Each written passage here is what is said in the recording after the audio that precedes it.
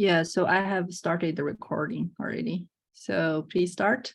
So first of all, let's welcome TJ from University of Florida, talk about introduction to particle-based modeling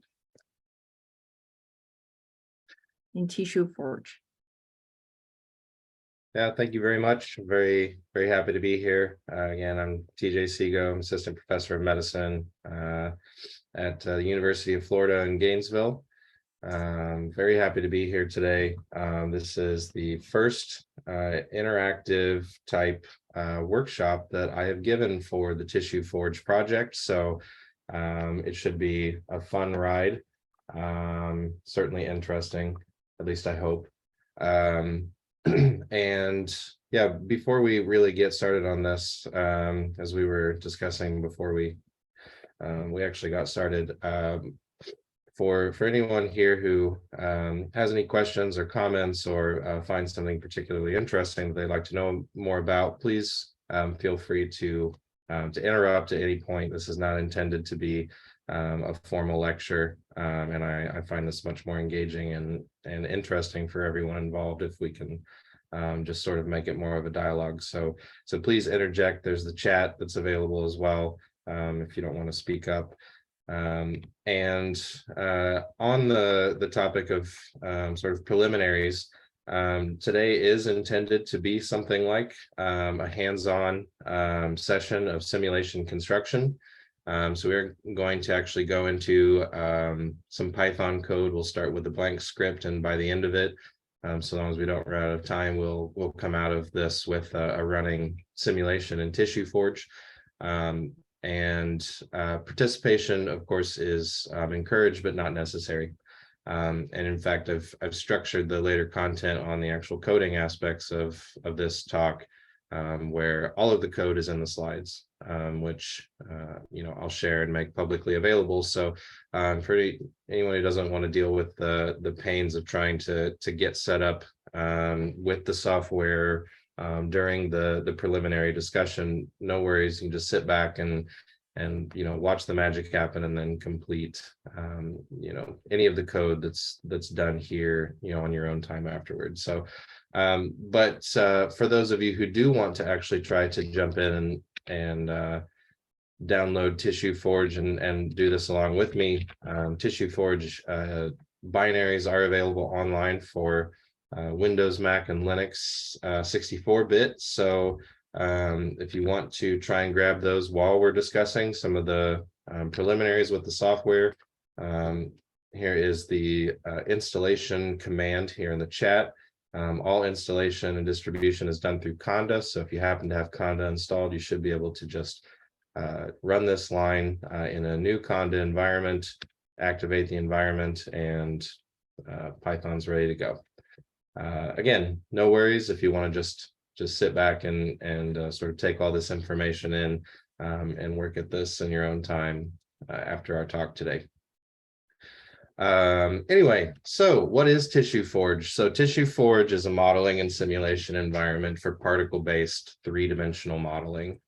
And TFShow really aims to present something like a comprehensive multi-physics particle-based simulation framework. So the scope of the project is very ambitious concerning the scale of possible modeling applications, and this is sort of inherited from doing particle-based modeling, in that it's very straightforward to target modeling applications all the way down to the molecular scale, all the way up to the multicellular scale. So there are a lot of modeling features, there's a lot of theory that's available, and a lot of modeling capabilities built into TFShow to support doing modeling applications across that range of scales.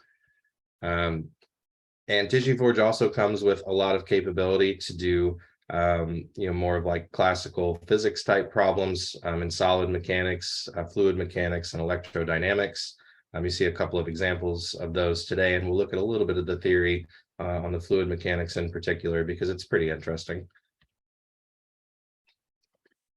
Now, TFShow has a lot of features and is really geared at supporting event and agent-based modeling. And what I mean by those is that the specification for a model in terms of the types of particles that are used and where they're placed is very type-centric. And so models tend to focus on types of particles, and then instances of those types are the actual agents that do their thing in the simulation. Now, along with that, there's a lot of support for user-specified events to develop complex agent-based models. And we'll actually get into this today in the simulation that we build. But there is a lot of capability for injecting more of procedural specification of agent-based models in a simulation, sort of like injecting routines into the TissueForge core that TissueForge will then execute along with all core functionality in the simulation. And to that effect, there's a lot of support as well for customizing the types of processes that can be used in a simulation. As we'll see in a little bit more detail, the interactions between particles in TissueForge are typically cast in terms of either potential functions or explicit forces.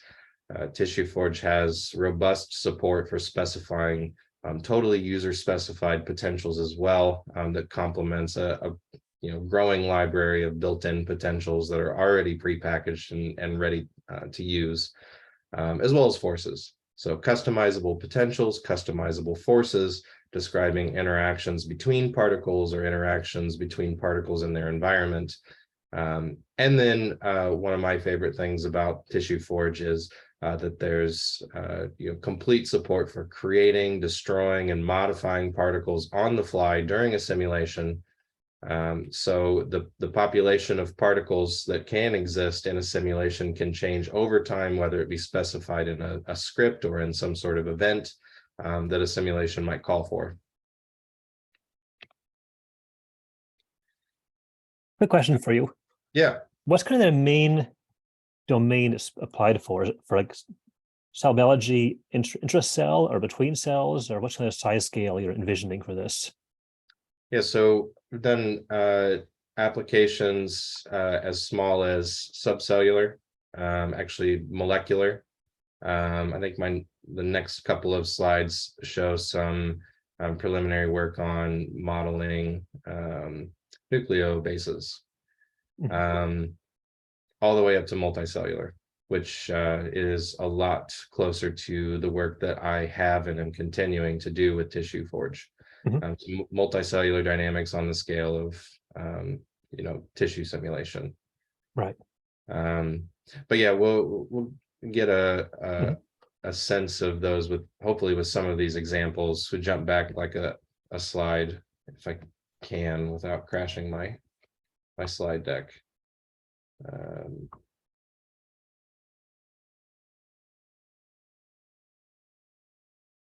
Sorry, my GPU is getting pretty old.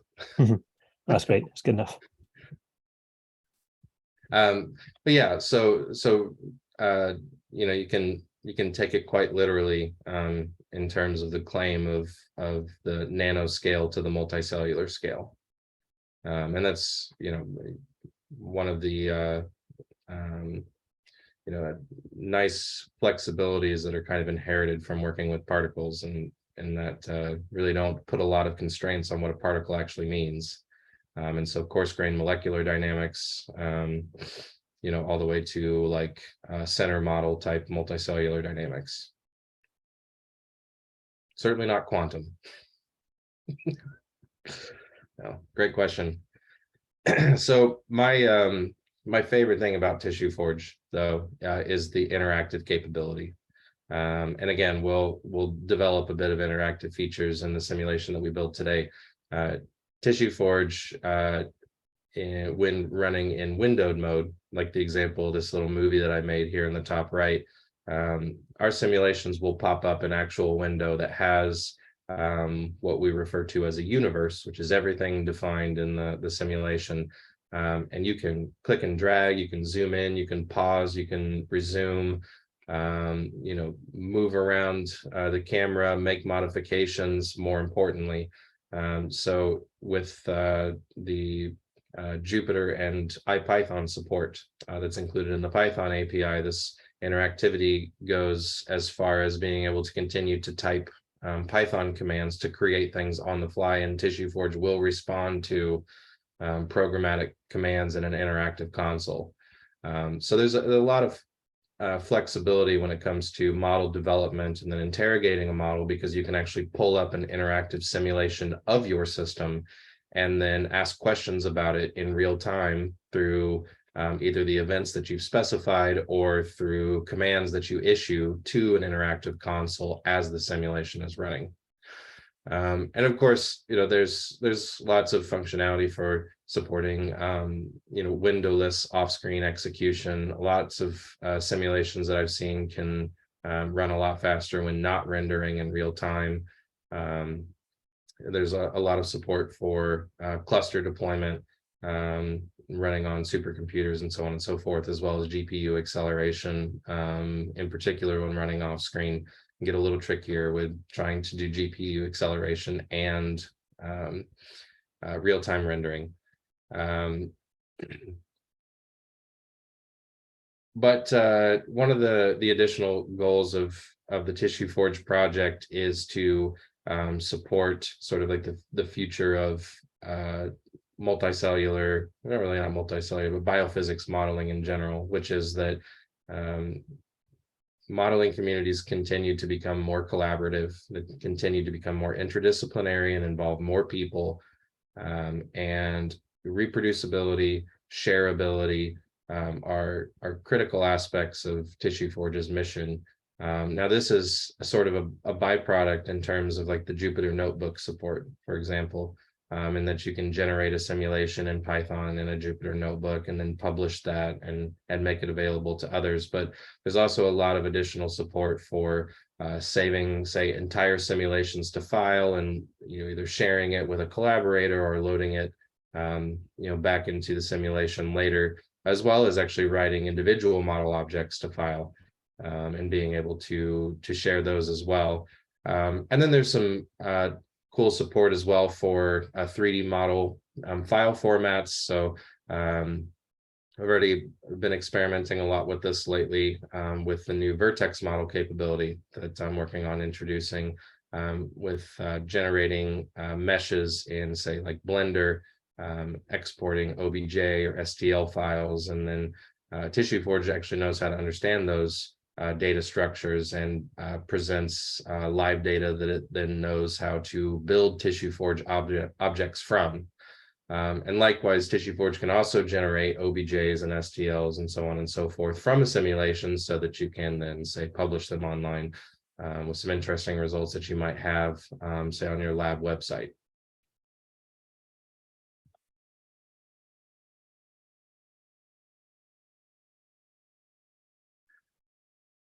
And of course, TissueForge is open source, it's highly extensible.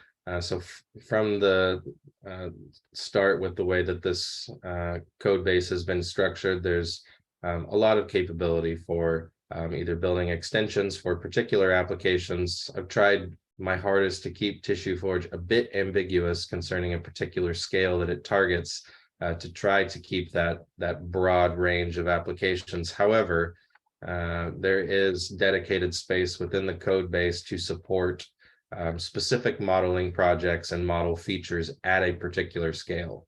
And an example of this you can see here on the right. So this is a cell polarity model that was developed by a group maybe 2 years ago, that I implemented as an extension model within TissueForge to model epithelial cells with particles. And you see an example of this. So this is a simulation of sea urchin gastrulation, and doing some just very simple parameter sweeps showing different mechanisms and their role in successful invagination. And again, as discussed at the beginning of the talk, so binaries are available for TissueForge through Conda, but then the source code as well has some automated build scripts to set up an entire development environment through Conda. So if you're interested in either using the C or C++ APIs or developing extension modules, The source code on GitHub, which here's a link in the chat, can set all that up for you, or at least that's what's intended. And if it can't, please feel free to file an issue on the repository.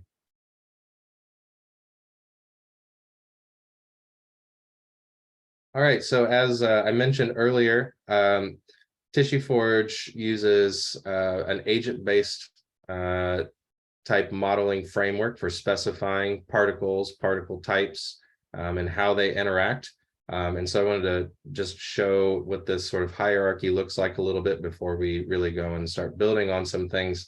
So in TissueForge, a particle type is a dynamic particle type definition. So this it really is defined by defining a class, whether it's in C++ or in Python. C gets a little more creative, but in Python and C++, you inherit a class and define certain attributes on that class to specify attributes about a particular type of particle. The most obvious example that comes to mind is mass. So you can define all sorts of different particle types, and each of those can have the same mass or different mass or so on and so forth. And then you can use those types after registering them with TissueForge. You can use those types to then create instances of those types, and those instances are the particles. And so in this example here on the right, so we've got a nice molecule here built in TissueForge, and this consists of 4 different types, each of them being particular atoms. And then instances of those types are created and then assembled in such a way as to create this particular molecule. And in this case, in general, in TissueForge, particles by default are assigned a particular color in the rendering to demonstrate the type. All those features are customizable on the basis of type and particle as well, but just out of the box, you create some particle types and then particles from those types, and you'll find that you should be able to determine which particle corresponds to which type by default just by looking at the colors. And then TissueForge has an additional feature to establish another sort of level of complexity in the hierarchy of interactions, which are referred to as clusters. And clusters are not particles. Clusters are groups of particles. And this provides the ability to describe interactions on the basis of whether or not particles are in or not in the same cluster. And in the case like this with molecular dynamics, you can assemble lots of molecules, like what you see here on the bottom right. So this is just a cloud of nucleobases. And this particular simulation describes interactions between atoms of the same molecule, those being interactions between particles of the same cluster, and then interactions between different molecules. And those would be interactions on the basis of clusters.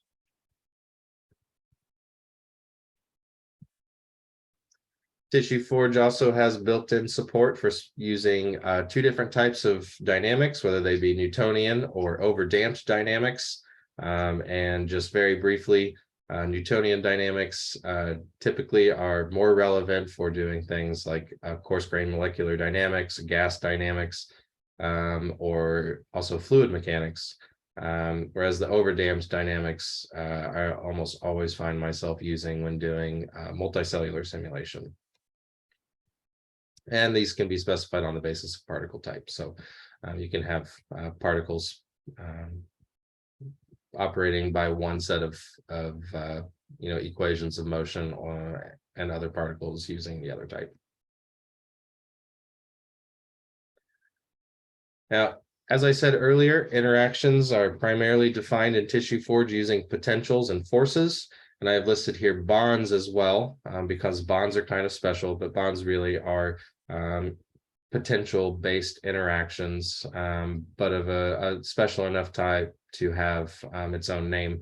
So in general, mathematically, potentials describe implicit forces. So each potential is defined using a potential function, which is written here as U, and then you can just derive the force acting on a particle due to a potential-based interaction by taking the partial differential equation of that potential with respect to the position of the particle. Basic mechanics.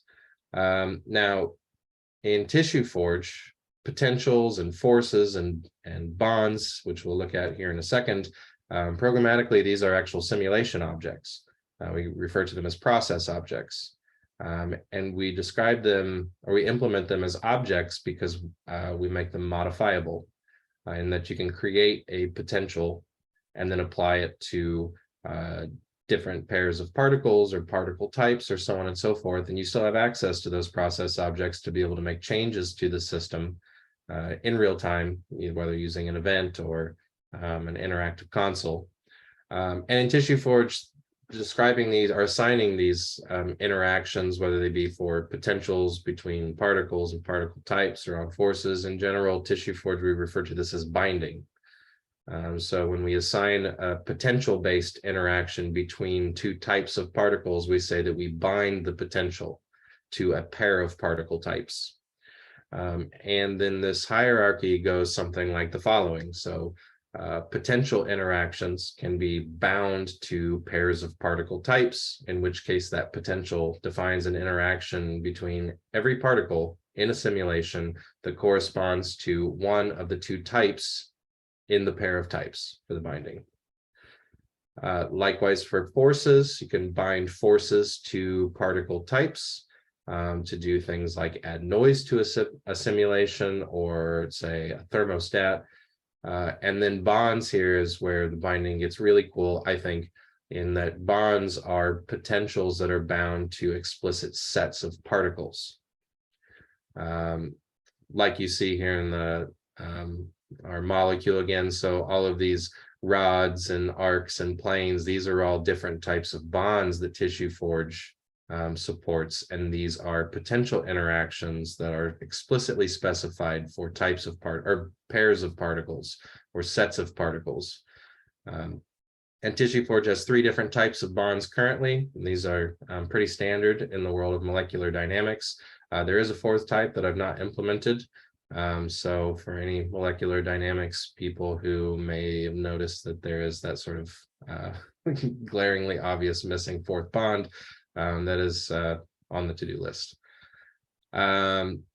And yeah, in TissueForge, bonds are objects as well. So you can make modifications to individual bonds. You can create them on the fly during a simulation. You can destroy them, particularly relevant for doing, say, coarse-grained modeling for chemical reactions.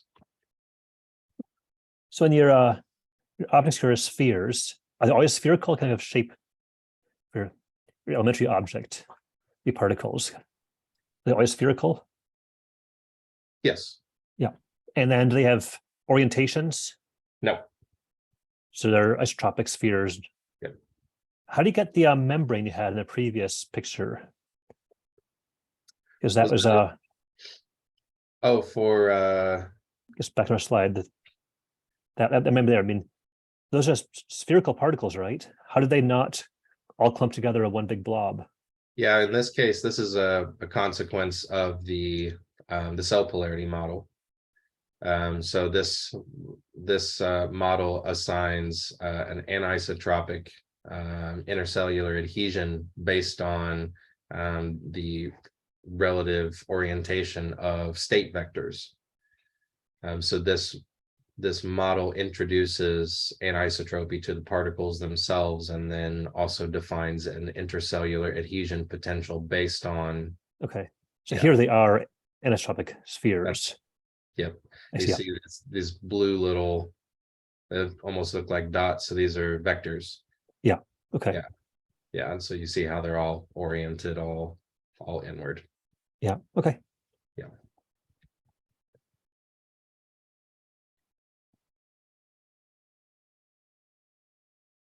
Okay, let's see. Here we were. Okay, so fluid mechanics with particles, which when I first discovered this, I thought was kind of a strange concept. I come from mechanical engineering in my academic background. So this was, to me, it was all finite element method until I learned about this. So there is a formalism to describe fluid mechanics on the basis of particles as opposed to continuum modeling. And that is to consider a particle as being something like a parcel of material. So each particle that you see represents something like a discrete volume of fluid material. And then through this formalism that's been named the dissipative particle dynamics, can write a series of forces that then describe the interactions of fluid parcel particles that then recapitulate the overall behavior of fluid flow. Now, there are lots of details and a lot of work that's been developed on this method, none of which I contributed to. I think some of which was developed before I was even alive. But there's lots of interesting work and theory behind this. But one of the cool things is that, well, two things. One, computational fluid dynamics are notoriously expensive to simulate. Whereas using a particle-based approach, while there is, of course, the sacrifice of accuracy, there's also the benefit of that this can run in real time. So this simulation, you can execute and develop something like fluid flow within a matter of minutes, and while still being able to do something like 30 frames per second in a simulation. So it's a nice benefit. The second benefit is that modeling convection then becomes fairly straightforward if you consider that a parcel of fluid can carry things along with it, which is what you see rendered here with the color gradients in these particles. So TissueForge has a concept of cargo being carried by each particle, and this is just a scalar value. And there's modeling capabilities to support modeling diffusion of that cargo between nearby particles. And so when you have pieces of fluid moving around like you see here, that cargo is then advected with the material transport, and then you introduce diffusion as well between particles, and you have convection. So in this simulation here, so there's a particle here that's fixed in the center of the simulation, and it's acting like a sink. And all of the fluid particles here are coming in at some initial non-zero value, and as they pass by this sink, which has a zero value for that cargo, you can see some major transfer of the cargo from the fluid to the sink, something like a classic heat transfer problem. Okay, so if there are any other questions about the basic capabilities and theory, I'd say let's try and field them now. Otherwise, we can actually switch over to the code. I think we're making pretty good timing here, so we should be able to get through most, if not all, of what I have planned for today. But are any questions about capability, applications, theory, implementation? Just a curiosity. So what kind of tissue, like in human body or other animals, can your tool simulate? Or do you have any plan for that? Yeah, it's a great question. So, it really, I mean, my plans, I'm particularly interested in epithelia. Epithelial and endothelial tissues tend to be my interest. A lot of my applications work is centered around respiratory viral infection and corresponding response in respiratory epithelia. So you can see why maybe I was a little motivated to implement the cell polarity model that Steve and I were discussing a few minutes ago, a little more in depth. But there's a lot of applications that this can be applied to. One of my long-running questions concerning the center model approach that this really adopts for applications at the multicellular level is how much information about a cell can you really represent just using a representation of a particle. But I think in more ambitious terms, there are a lot of particle-based approaches that can introduce a lot of detail that I think tends to be lost in the particle, like the center model particle-based approach. I had a tiny figure towards the beginning of my slides on a method called cellular particle dynamics, for example. This was a method that was developed maybe a decade ago or so. It was the motivation for clusters in the first place on my end. And the cellular particle dynamics method treats a cell as being a cluster of particles. giving it some notion of a deformable shape. So you can have intercellular interactions between cells in tissue forge that's interpreted as interactions between clusters. Now, how many cells you use and what are the potentials that describe the interactions between particles that define a cell versus particles between cells. There's a lot of open questions, I think, concerning what can really be done there. A lot of my interest lately has been extending the particle-based formalism to introduce vertex model capability. It's a paper we're working on right now, mostly driven by my interest for modeling epithelia. So it's a good question, and I really can, I think, confidently answer mostly in terms of my interests, which is more towards epithelial and endothelial tissues and immune cell migration. Thank you so much. Very interesting. Thanks for the question. Any other questions, Steve? Yeah. How's it compare to Ready? So that was somewhat similar in some ways. Sorry, could you say that again? I'm sorry. Where this compares to the Ready software? Do you know about Ready? It's by a Noe's group in Berlin. I don't know it. There's also particles with forces between them, and I think somewhat similar. Yeah, I mean the particle-based approach certainly isn't unique or novel. Yeah. One that comes to mind from my time at Indiana University is Physicell. So Physicell is a particle-based center model simulation environment for doing multicellular simulation using the particle-based approach. Yeah. And I've even seen some implementations that have extended some like classic molecular dynamics platforms to introduce more of like intercellular type interactions. So there's a lot of interest in this domain. And that platform I'm not familiar with, so I'll have to check that one out. Yeah, it's READDY. READDY. I can note that quick if you don't mind. Great, thanks for sharing. Yeah.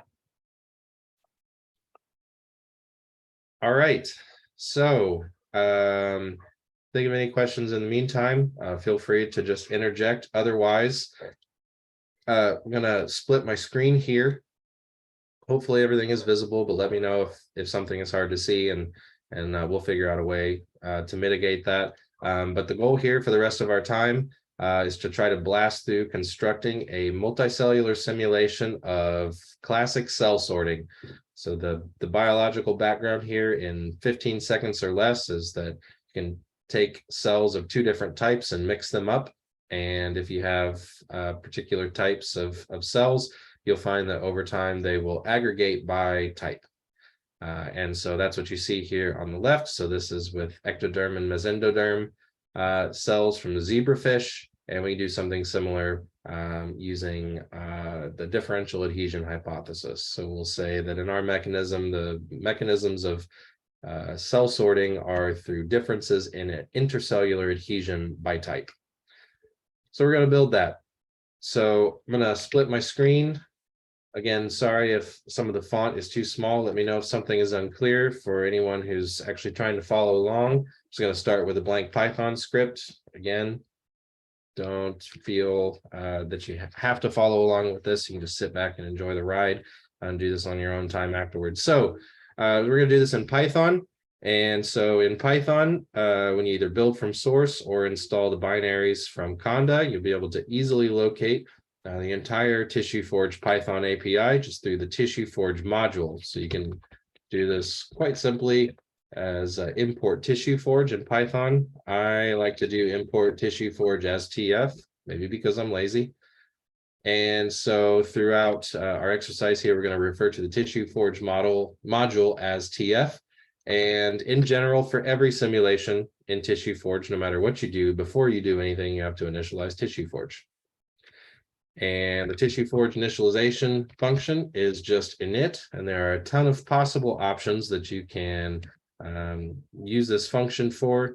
specify things about the universe, the mode of simulation and execution, whether you're importing stuff, whether you're exporting with high resolution rendering, or you can just specify nothing. And that's what we're going to do here, except for one caveat. We're going to use one of the most basic features of TissueForge, and really every engine that's based on particle dynamics, and is we're going to specify cutoff. And a cutoff in TissueForge and just about every other particle-based platform that you'll ever find defines a maximum distance within which two particles can interact. So if two particles are outside of the cutoff distance, with their distance between them, then they do not interact, they cannot interact. And if they are closer than the cutoff distance, then there's the possibility that they'll interact through some sort of bound interaction. So in our case, we're just going to say that our cutoff is 3.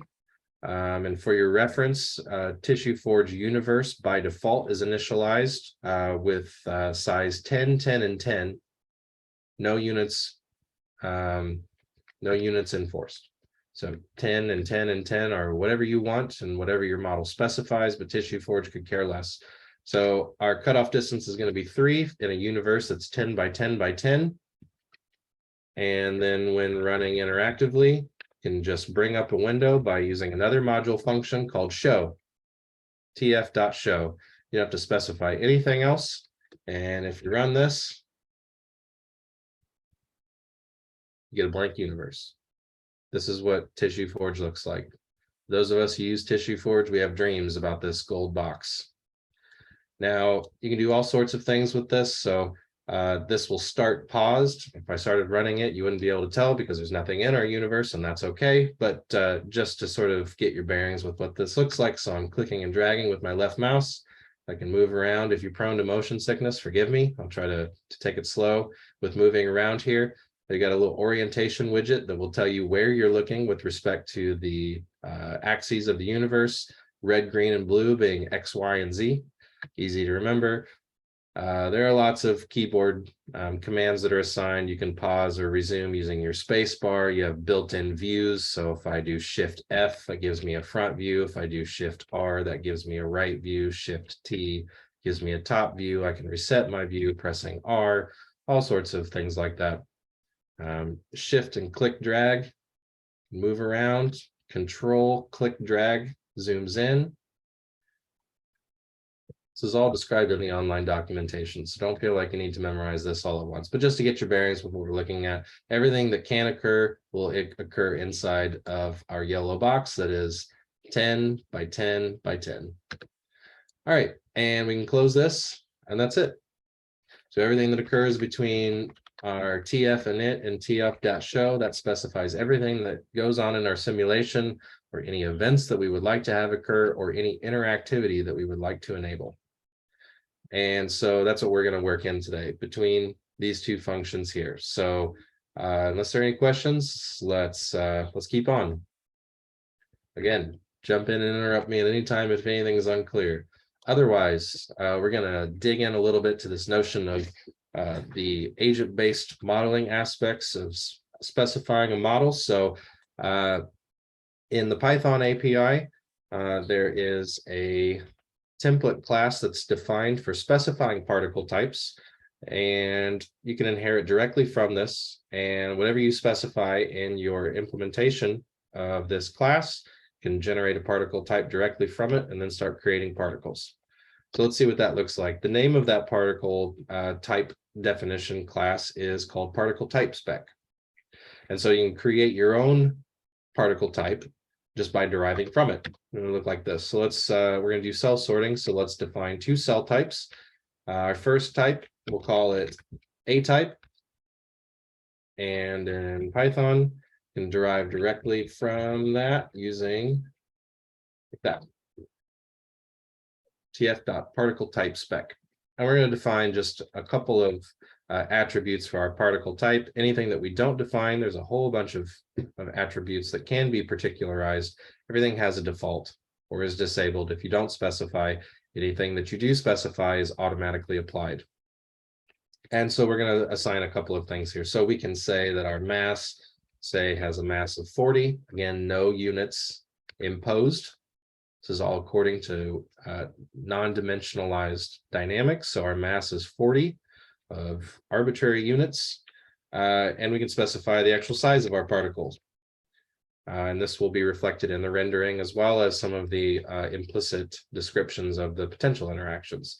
So we'll say that our radius for these simulations is 0.4, and we're going to do multicellular simulations. So by default, particle types obey Newtonian dynamics. If we want to change to overdamped dynamics, then we can just specify the class attribute dynamics, and we can use TF.overdamped.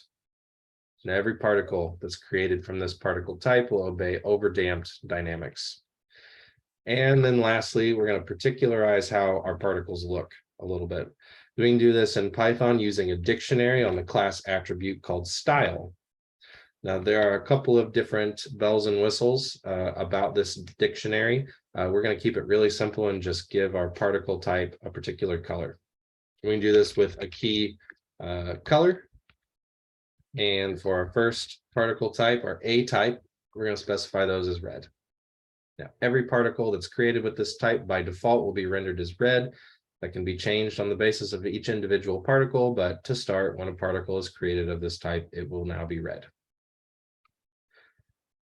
Okay, now, another nice thing here is that can create more particle types from the types that we've already defined. All of the relationships in sort of classic programmatic senses is all respected. So if we create another class, say B type, if we want to inherit everything that we've specified about A type and then do additional particularization, we're free to do that. And so we can just say that B type is just like A type with one difference. They have the same mass, the same radius, and the same dynamics, but we want to say that this one has a different color. Now, TissueForge automatically would give it a different color to help you discern which particle corresponds to which type. But we're going to specify our own just because we can. And so we're going to say that this one is rendered as blue. So again, that's specified on the class attribute style, and we pass a dictionary, the key color, and the value here will be blue. So our A-type particles will be red, and our B-type particles will be blue. Otherwise, by properties, they'll be totally indistinguishable. Now, I'd said earlier that these are dynamic definitions and that they can be changed on the fly during a simulation. And so we can get the actual instances of these types from the engine with a class method get. So at any point in a simulation, once these types have been registered, you can retrieve the actual instances of these types from the engine just by using get. So now A will be the instance of the type that's specified by A type. And we'll do B equals B type dot get. So A and B are the instances of the types. Those are the definitions, and we can actually use these to build particles of their corresponding type.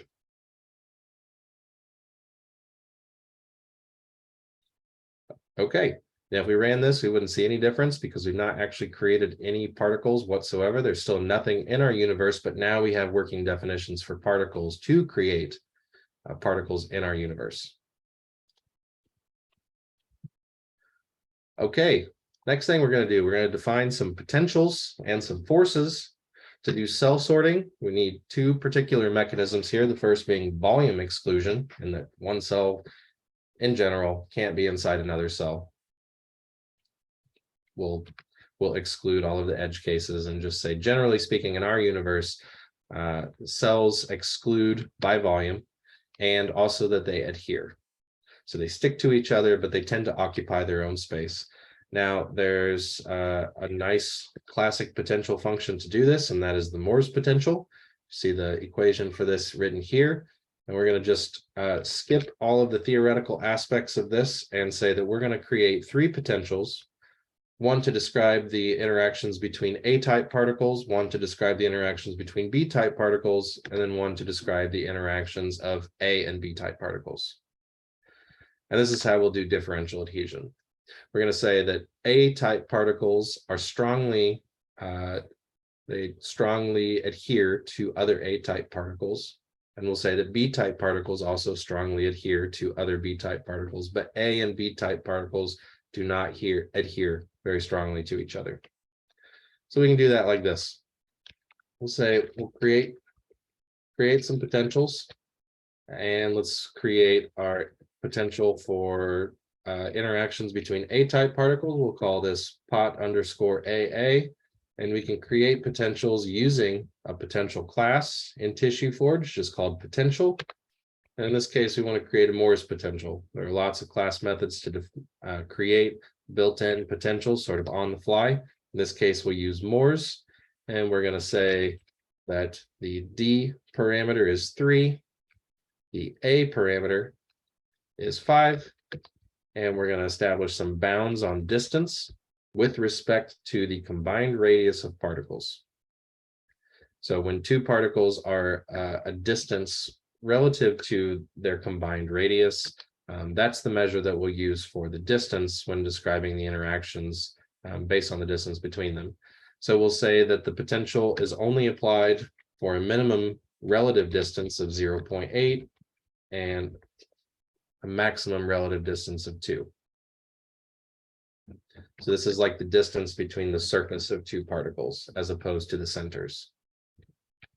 So we're going to fly through this since we're kind of starting to run out of time. We'll create another one for B-type particle interactions with other B-type particles, and we'll just make that the exact same as for A-type and A-type, and then we'll create a third one for AB. And the only difference we're going to make here, only change, is we're going to make this D parameter smaller by an order of magnitude.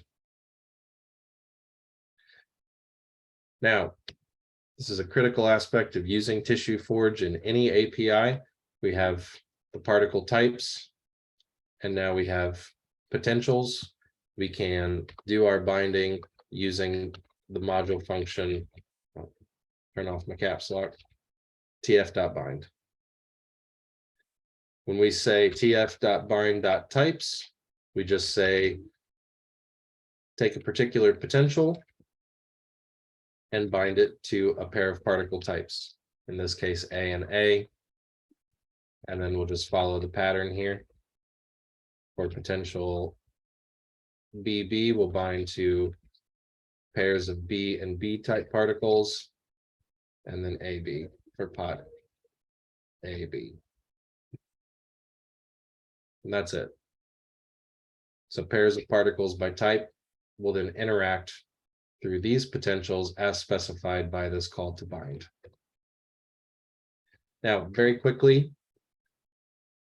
I'm going to run out of time, so we're going to do a crash course, just kind of flying through this so you can see this in action. Don't worry too much if you go over. I'll try to keep it keep it as close to 6 as possible. Okay, so then lastly, before we make some particles and watch this all work, we can also create a force. In this case, we've got cells, so we can give them just a little bit of random motility just by adding some basic noise. So TissueForge has a built-in force that just creates a Gaussian force with a specified mean and standard deviation of magnitude, and the orientation is randomly selected. We're going to create a random force. We'll call it R force. And we can do this using the force class and its class method random. So create a random force. We can specify the mean of the magnitude. In this case, we'll just say 0. And the standard deviation, we'll say is 50. So again, the magnitude will be selected according to a normal distribution with mean 0 and standard deviation of 50. And then at every time step, the orientation of the force is randomly selected. Now we can bind this to particle types. So this is not between pairs of particle types, but this is just applying it to all particles of particular types. And we can do this with another bind function, in this case, tf.bind.force. And we just tell TissueForge what force to bind and what type to bind it to. So in this case, we'll bind it to both particle types, A and B. And that's it. Created potential and force process objects and then performed binding potentials to pairs of particles by type, and then applied force to particles by type. Now, lastly, so we can have a couple minutes for questions. Again, the rest of this exercise is all in the slides. So if you want to check out how to put together the interactive features and some of the keyboard callbacks and so on and so forth, have a look at the slides, follow along, just fill out the code as is specified. And if you have any questions, my email is also included in the slides. Let's just look at how to make some particles. Now, there are a couple of different ways to do this, but the easiest way is to just ask TissueForge to create a particle of a particular type and let TissueForge decide where the particle goes. And we can do this by telling TissueForge nothing except to create the particle. And we do this by using the instances of our particle types like functions. So we retrieved the particle types that were created according to our definitions, that's A and B. These are the types that correspond to our definitions, A type and B type. And we can use these objects like functions. And every time that we use one of these objects like a function, we will get a particle that's created of that type. And what that looks like is just saying, in the case of creating a particle of type A, just A as a function. This would create a particle of type A. Now we can pass things like the position to place it. We can tell it what initial velocity to assign, and we can also even assign clusters all through this basic procedure. But in the very simplest case, we can just call a particle type, providing no information, and TissueForge will create that particle and randomly assign its location somewhere in the universe. And so really simple in this case, we can do a couple of for loops. We can say for whatever and say create 1,000 particles. You can just say A and B. This will create 1,000 randomly placed particles of type A and type B. You just execute this now. If I didn't mess anything up, there it is. Now, TF.show initializes the simulation according to everything you've done, but paused. And so if you press the space bar, there it goes. You can zoom around, have a look, maybe look at some interesting things that you might see. This is more useful when you start assigning like callbacks to say modify, say the standard deviation of the force to see what effects motility might have on cell sorting. You could also arrange events like adding more particles or destroying particles based on, say, the keys that you press on your keyboard, or say resetting the simulation and just reinitializing everything so that you can just see it all go again without having to restart your application. The sky's sort of the limit when it comes to particularizing this to ask interesting questions and to do so interactively. So with all of that out of the way, again, the rest of the exercise is in the slides. Let me save the last 2 minutes for any last questions, comments, interesting observations, so on and so forth. Otherwise, I'll hand the talking stick back over.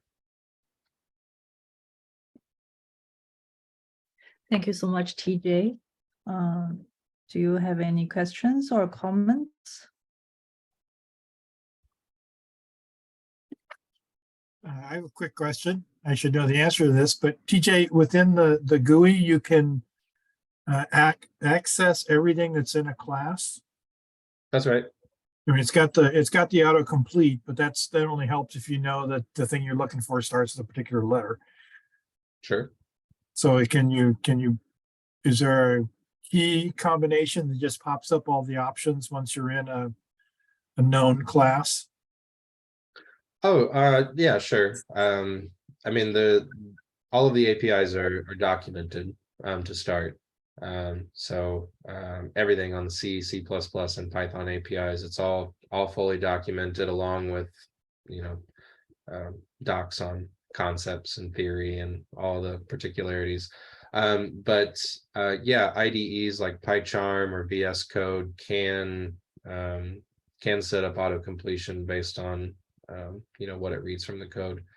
The Python API is at least partly generated, and so it does take some work to make that happen in Python. But like the C++ code, for example, in VS Code, the auto completion is an absolute lifesaver. And that's all just mostly inherited from, whatever your IDE can understand about the source code. Okay. Because it'd be handy to be able to tell the IDE that it just put in all the defaults, not use them as in the background, but to actually enumerate them all in the initial call. Oh, Does that make sense to you? So if you don't remember, is it I'm positioning a particle? Is it loc X or is it X loc?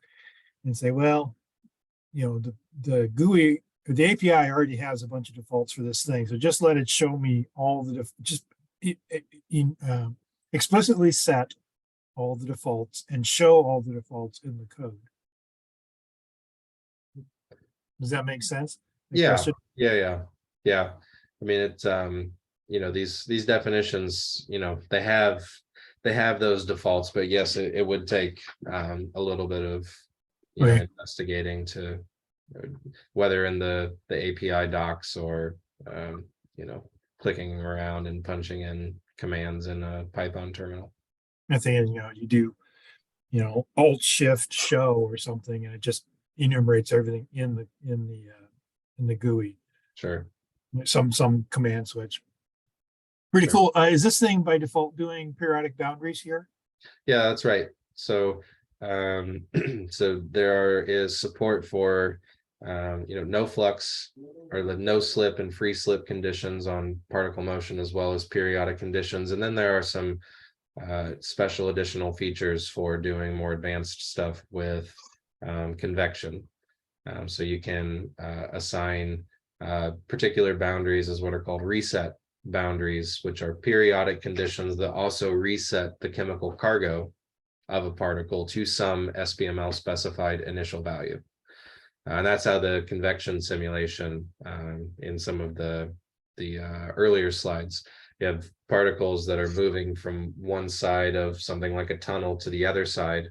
Now there's a periodic boundary condition assigned from the inlet to the outlet, but there's this special operation that corresponds to this reset boundary that says that when a particle crosses one boundary and is returned to the other side, all SBML specified cargo is reset to some initial value.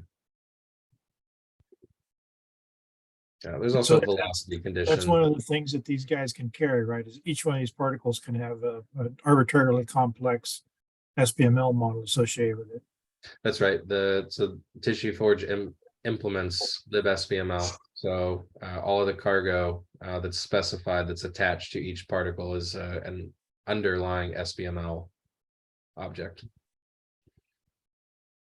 Yeah. So the plan on the docket, I have a proposal in for it actually, is to integrate libRoadrunner.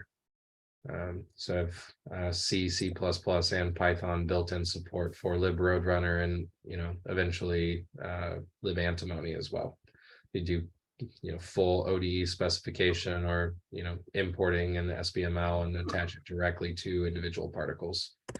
So have libRoadrunner doing the reactions while TissueForge accomplishes the diffusion of cargo between particles in full reaction diffusion, particle-based convection. Great question. All right, unless there's anything else, I'll turn it back over. Thank you everyone for your attention and the great questions and comments. My email is in the chat. It's also on the slides. So if you think of anything afterward or would like to discuss something more in depth, please feel free to reach out. You also have the link to the GitHub repository and the quick conda installation. So Let me know if you run into any issues, have any suggestions for features or improvements, so on and so forth. Thank you all. Have a great evening and enjoy the next talk. Thank you so much, TJ. Thank you. How long does it take to make an average sample? Okay.